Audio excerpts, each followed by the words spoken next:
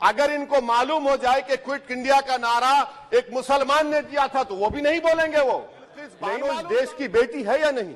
जिस बिल्किस बानो को 11 लोगों ने रेप किया, प्रेग्नेंट थी, उसकी मां का रेप किया, उसकी बेटी को कत्ल कर दिया, उसकी मां का कत्ल कर दिया, आपने कातिलों को रिहा कर दिया। ये आपका कुर्सी है, तुम्हारा ये जनाजा तो नहीं, कुछ कर नहीं सकते तो उतर क्यों नहीं जाते? मैं इस तहरीक अदम एतमाद की तायद में खड़ा हूं जिसको टीआरएस पार्टी और हमारी पार्टी ने दिया, जिसको स्पीकर साहब ने कबूल किया। सर, मैं 11 पॉइंट आपके सामने रखूंगा जो मैं बताने की कोशिश करूंगा कि क्यों हम इस तहरीक अदम एतमाद की तायद में और मोदी हुकूमत की मुखालिफत में खड़े हैं। सर, हालिया दिनों में हमारे मुल्क में ट्रेन में एक वर्दीपोश दहशतगर्द ने अपने सीनियर मीना साहब का कत्ल करने के बाद ट्रेन के कंपार्टमेंट में जाकर नाम पूछकर, चेहरे पर दाढ़ी देखकर, कपड़े देखकर उनको कत्ल कर दिया और उसके बाद उसने कहा कि इस देश में रहना है तो मोदी को वोट देना पड़ेगा। मैं हुकूमत से जानना चाहूंगा कि क्या ये अक्सरियती तबके की एक्सट्रीमिज्म और रेडिकलाइजेशन की बेहतरीन मिसाल नहीं है? और अगर है तो फिर हुकूमत इस पर क्या करेगी? सर, हमारे आइन में, संविधान में लिबर्टी ऑफ कॉन्शियस को लिखा गया, तमहीद में, यानी जमीर की आजादी का जिक्र किया गया है।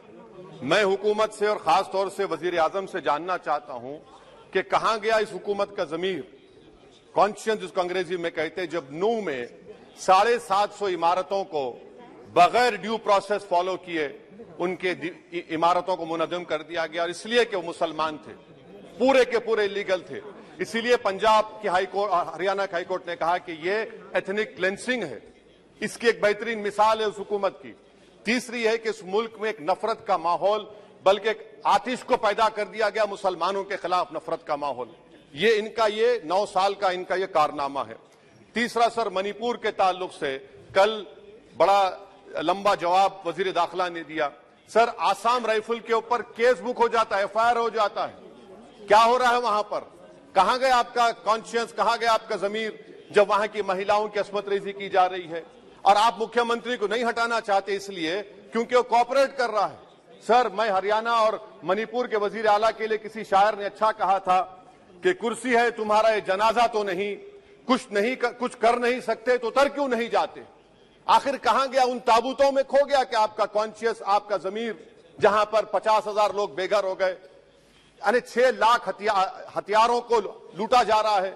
आखिर कौन सा आप इंचार्ज वहां पर हैं? सर, 4था पॉइंट, हिजाब को एक मसला बना दिया गया और मुस्लिम बच्चों को तालीम से महरूम कर दिया गया। क्या ये आपका लिबर्टी ऑफ कॉन्शियस है? कहां गया आपका जमीर? सर, अभी आपने फाइनेंस मिनिस्टर साहबा ने कहा, यहां पर डीएमके के मोहतरमा कनीमोजी ने महाभारत के द्रौपदी का जिक्र किया। मैं ये पूछना चाहता हूं, बिल्किस बानो इस देश की बेटी है या नहीं? जिस बिल्किस बानो को 11 लोगों ने रेप किया, प्रेग्नेंट थी, उसकी मां का रेप किया, उसकी बेटी को कत्ल कर दिया, उसकी मां का कत्ल कर दिया, आपने कातिलों को रिहा कर दिया। ये आपका कॉन्शियस है? ये आपका कॉन्शियस है? आप तो मेजोरिटेरियन पॉलिटिक्स को फरोग दे रहे हैं। सर, चौथा, आज चाइना के ऊपर कोई नहीं बोलते हैं। प्रधानमंत्री मोदी ने उस वक्त 2013 में जब प्रधानमंत्री नहीं थे कहा था कि समस्या बॉर्डर पर नहीं, दिल्ली में है। अगर हम अपनी जमीन पर हैं तो डिसएंगेजमेंट क्यों कर रहे हैं? क्या आज चीन हमारी जमीन पर नहीं बैठा है? क्या आज चीन से आप बातचीत कर रहे हैं? आप डिसएंगेजमेंट कर दिए। बताइए डीएस्केलेशन, डी-इंडक्शन कब होगा? मैं आपके जरिए से हुकूमत को बता रहा हूं कि अगर प्रधानमंत्री ने अहमदाबाद में शी जिनपिंग को बुलाकर झूला झुलाया था, क्या हुआ? क्या नतीजा निकला उसका? चेन्नई दिखाया, क्या नतीजा निकला? सर, इसलिए चीन पर बोलिए, चीन को उखाड़ कर फेंकिए। सर, और एक पॉइंट जिस पर मैं मुखालिफ तायद में खड़ा हूं, हाई इन्फ्लेशन है इस मुल्क में, हाई अनएम्प्लॉयमेंट है, स्टैग्नेटिंग कंजम्पशन है। इसकी वजह से महिलाओं में हाई एनीमिया लीड कर रहा है। ये हुकूमत इसकी जिम्मेदार है।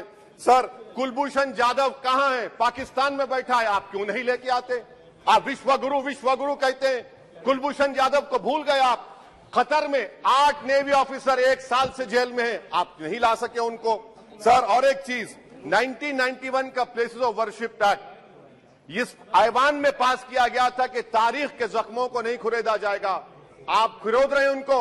मैं आपको इंतबाह दे रहा हूं, वार्न कर रहा हूं, इस मुल्क को 90 के दहे में मत लेकर जाइए।